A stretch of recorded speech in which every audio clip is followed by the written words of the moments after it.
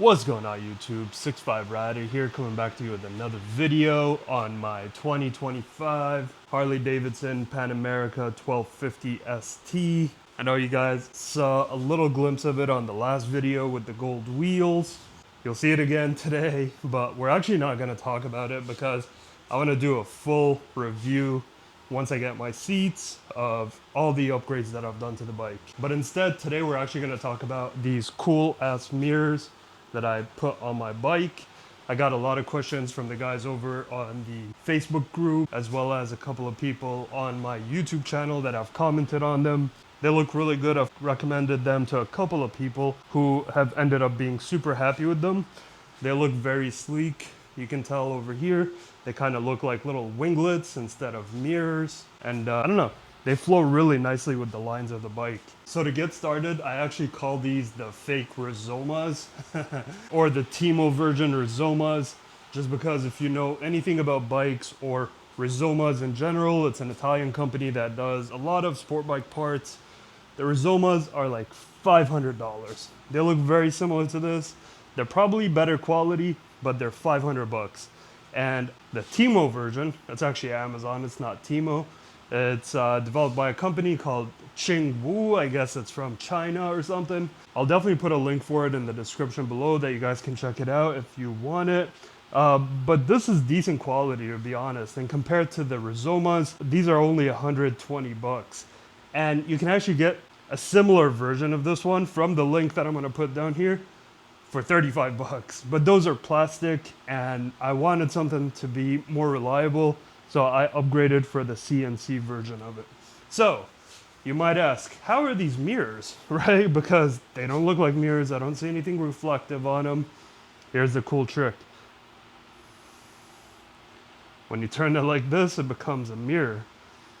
When you close it down, it becomes a little winglet.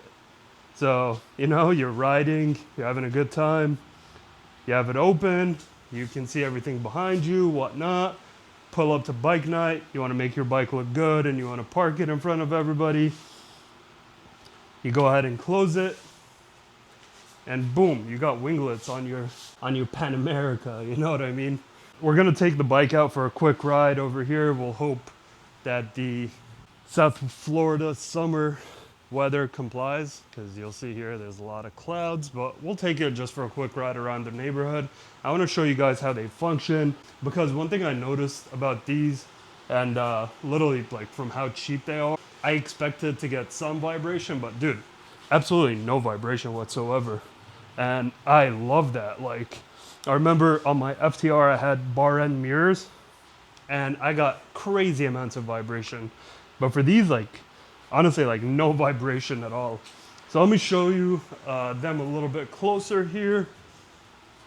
As you can see, these hook up to the stock mounting position of the Pan America mirrors. And, you know, I forget now, but one side turns clockwise and the other side turns counterclockwise to kind of put it in place.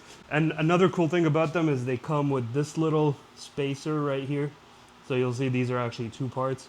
You get this little spacer to kind of lift them up a little bit. Otherwise, without the spacer, it would be super low. Like this would probably end up over here. And, you know, for some of us that wear gloves and whatnot when you're riding, you don't want something getting in the way when you're shifting and riding and whatnot. So I opted to put in the spacer for it, which is pretty cool. And then it also comes with this little cover, because under this cover is the little bolt. Now, one issue that I had a little bit is actually trying to get this little rubber or plastic cover off without damaging it to kind of adjust the bolt and whatnot. So I didn't really need to do it that badly, so I just left it alone. But I'm sure you can get some like a razor or something thin enough, stick it in there and kind of flop it out, you know? So again, these, I got them from Amazon. They had a lot of really good reviews on them. And honestly, there weren't that many choices for the Pan America. There was a lot of ones that are adventure focused and off-road focused that I didn't want to go that route because I have an ST. I'm not planning to take it anywhere off-road or anything like that.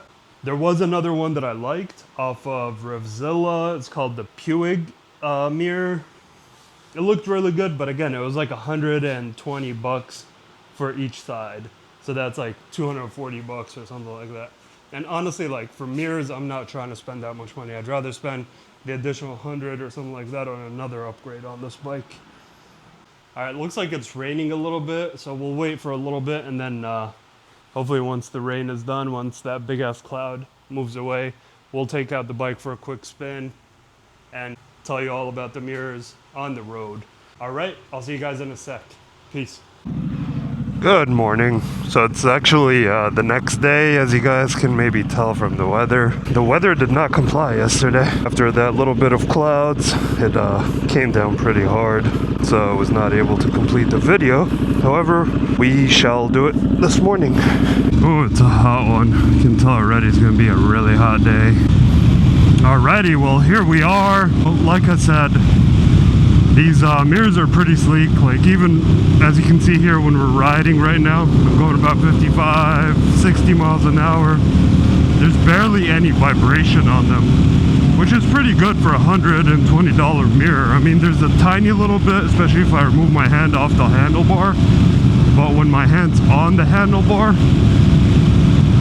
it's not bad at all, honestly. Like, it's not distorted or anything. I can see clearly behind me. I do see some vibration, but not bad at all. Super, super tolerable. One thing I forgot to mention also, with the specific one that I bought, it does come with an option for a dimmed mirror. So you'll see it has like a little bit of a blue tint on it. And that helps, especially in the nighttime, to kind of dim car lights behind you to allow you to see better, which is pretty cool. You don't have to pay any extra or anything like that for that feature.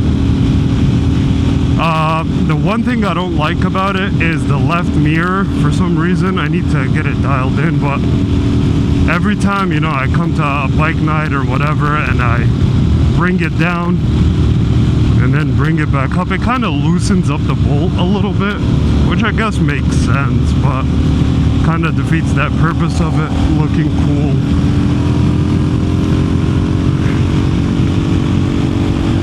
But it's not that big of a deal. I mean, it's not doing it right now or anything, but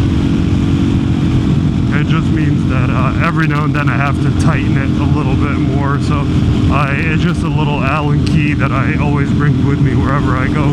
I leave it on the bike, to be honest, in storage. The other thing I don't like about it is the field of view. You get a decent field of view as far as width, but nothing as far as height. It's just really small behind you. But I guess you gotta sacrifice that functionality for the look that you're trying to go for, you know what I mean? Which is fine, as long as I can see behind me directly and like to my sides, I think I'm fine. I'm supposed to meet up with the boys here. Oh shit, they're both here. And they both, like, Brian lives an hour away and Justin lives like 25 minutes away, and they're all here and I'm late. Whoops. Oh, good. Anyway, these were the mirrors. I hope you guys found this review helpful or insightful at all. And I hope to see you guys on the next one. Alright, later. Peace.